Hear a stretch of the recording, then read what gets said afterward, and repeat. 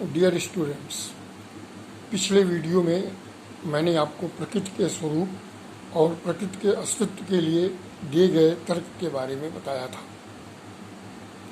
सांख्य दर्शन के द्वैतवाद का दूसरा तत्व पुरुष है, जो चैतन्य स्वरूप है। चेतना उसका लक्षण नहीं है, बल्कि पुरुष स्वयं चैतन्य स्वरूप है। पुरुष ज्ञाता और दृष्टा है। सांख्य दर्शन में यह स्पष्ट किया गया है कि पुरुष न तो अहंकार है, न मन है, न इंद्रिय है और न शरीर है।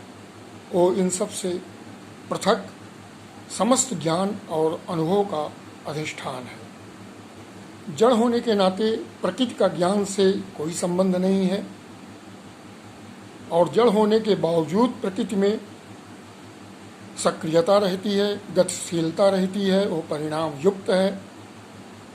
चैतन्य स्वरूप होते हुए भी पुरुष निष्क्रिय है, वह अकर्ता है, वह कर्म में लिप्त नहीं होता है, वो केवल साक्षी है। सांख्य दर्शन में पुरुष को ही समस्त ज्ञान का अधिष्ठान माना गया है। सांख्य दर्शन को प्रकृति के विपरीत स्वभाव वाला माना गया है, और इसीलिए उसे निस्त्रैगुण्य कहा गया है, अर्थात वो तीनों गुणों से परे है। वह नित्य है, कूटस्थ है, जन्म और मृत्यु से परे है, देश और काल से परे है। उसका स्वरूप आध्यात्मिक है, और आध्यात्मिक परात्पर चैतन्य स्वरूप है। Purusha is of the nature of consciousness. Sankhya दर्शन में प्रकृति की ही तरह पुरुष के अस्तित्व को प्रमाणित करने के लिए भी 5 युक्तियों का प्रयोग किया गया है, जो निम्नवत हैं। पहला है संघात परार्थत्वात्, दूसरा है त्रिगुणादि विपर्ययात्, तीसरा है अधिष्ठानात्, और चौथी युक्ति है भोक्तृभावात्, तथा 5वीं युक्ति है कैवल्यार्थम प्रवृत्तिश्च। पहली युक्ति में यह माना गया है कि जितने भी संघात अर्थात भौतिक पदार्थ हैं, जड़ पदार्थ हैं, जो प्रकृति से जन्य हैं, प्रकृति से उत्पन्न हैं, उनमें से कोई भी अपने उद्देश्य को पूरा करने के लिए नहीं है। वे दूसरों के उद्देश्य को पूरा करने के लिए हैं। और प्रश्न उठाया गया कि वो किसके उद्देश्य को पूरा करते हैं। इसका उत्तर है कि वो चेतन पुरुष के उद्देश्य को पूरा करते हैं। तो इस तरह से पहली युक्ति टेलियोलॉजिकल आर्गुमेंट है, और जिसमें सांख्य दर्शन ने बताया है कि समस्त भौतिक पदार्थ या जड़ पदार्थ अनित्य हैं, जन्म और मृत्यु के विषय हैं, परिवर्तनशील हैं, और वे केवल और केवल पुरुष के उद्देश्य को पूरा करने के लिए हैं। दूसरी युक्ति है त्रिगुणादि विपर्ययात्। प्रकृति को त्रिगुणात्मिका कहा गया है, अर्थात जो 3 गुणों से युक्त है, सत्वगुण, रजोगुण, तमोगुण। जहाँ तक पुरुष का प्रश्न है, वो चैतन्य स्वरूप है, वो ज्ञाता है, वो कभी ज्ञान का विषय नहीं हो सकता है, वो विषयी है, विषय नहीं है। इसलिए सांख्य दर्शन में माना गया है वो तीनों गुणों से परे है। जो प्रकृति का स्वरूप है, स्वभाव है, उससे पुरुष पूर्णतया भिन्न है, पूर्णतया अलग है। उसको इसीलिए निस्त्रैगुण्य कहा गया है, जो तीनों गुणों से परे है। सत्व, रजस और तमस गुण का पुरुष के ऊपर कोई प्रभाव नहीं पड़ता है। तीसरी युक्ति है अधिष्ठानात्। इसके अंतर्गत सांख्य दार्शनिकों ने यह स्पष्ट किया है कि पुरुष ही समस्त ज्ञान का अधिष्ठान है। Purusha is the foundation of all knowledge. वो ज्ञाता है, और बिना पुरुष के ज्ञान संभव नहीं है। तो समस्त ज्ञान और अनुभव का आधार पुरुष है। चौथी युक्ति में बताया गया है भोक्तृभावात्, प्रकृति और उसके से उत्पन्न समस्त पदार्थ भोग के विषय हैं, वे उपभोग के लिए हैं। उनका उपभोग कौन करेगा? चेतन पुरुष जो ज्ञाता और दृष्टा है वो भोक्ता भी है। तो प्रकृति और उससे उत्पन्न समस्त पदार्थ प्रकृति पुरुष के भोग के लिए हैं, या एथिकल आर्गुमेंट है। और अंतिम है कैवल्यार्थम प्रवृत्तिश्च। कैवल्य का अर्थ होता है मोक्ष, क्योंकि पुरुष चैतन्य स्वरूप है, वह प्रकृति से संबंधित होने के कारण, प्रकृति के संयोग के कारण या प्रकृति के आभास के कारण वह बंधनग्रस्त हो जाता है।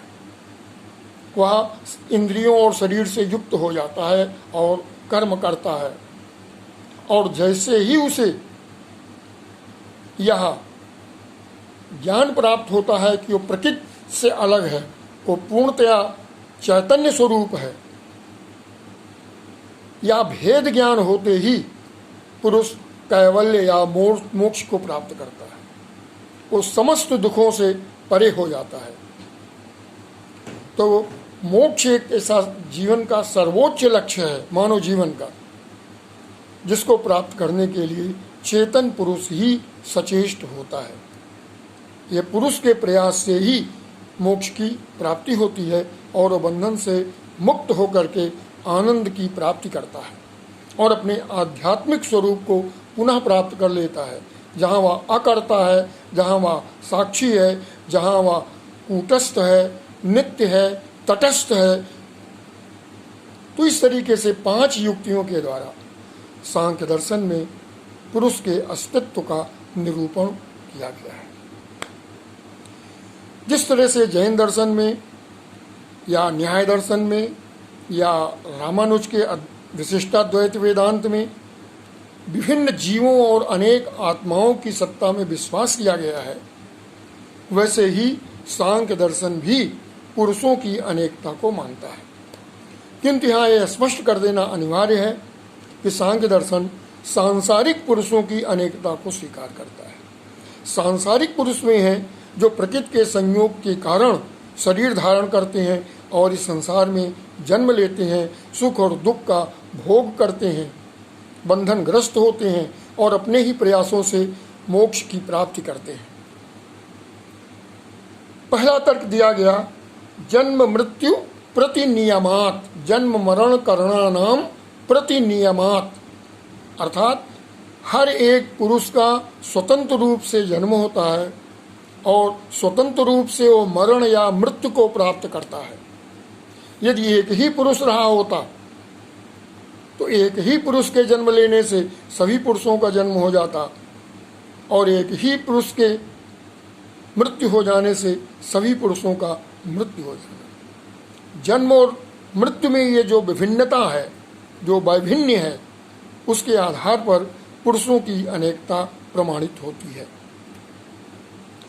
अयुगपत प्रवृत्तेश्च दूसरी युक्ति है पुरुषों की अनेकता के लिए, जिसमें यह बताया गया है कि हर एक मनुष्य अपने सत प्रयासों से कैवल्य या मोक्ष की प्राप्ति करता है और अपने ही दुष्कर्मों और अज्ञान के कारण, अहंकार के कारण, तीनों गुणों में उत्पन्न दोष के कारण बंधनग्रस्त होता है, दुख का भागी होता है।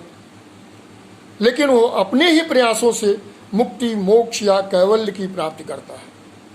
यदि एक ही पुरुष रहा होता तो एक पुरुष के जन्म के साथ ही, एक पुरुष के बंधनग्रस्त होते ही सभी बंधनग्रस्त हो जाते और एक के ही सत्कर्मों के द्वारा प्राप्त होने वाले कैवल्य या मोक्ष से सभी को कैवल्य की प्राप्ति हो जाती, सभी को मोक्ष की प्राप्ति हो जाती।